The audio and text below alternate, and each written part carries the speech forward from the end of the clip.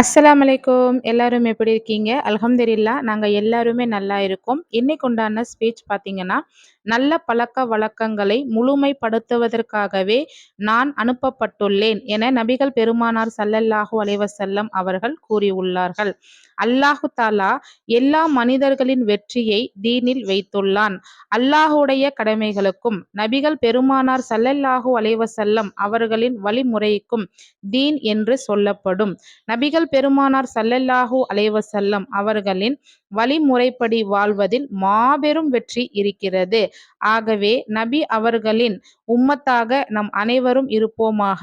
ஆமீன். எனவே முழு தீனையும் அறிந்து கொள்வதும் அதன்படி செயல்படுவதும் மிகவும் அவசியமாகும். சுபஹானல்லாஹ். நம்ம அனைவரும் நம்ம ஒவ்வொரு முஸ்லிம்களும் தீனின்படி தீனின் முறைப்படி செயல்படுவோமாக. அதில் ஒருவராக இருப்போமாக. ஆமீன்.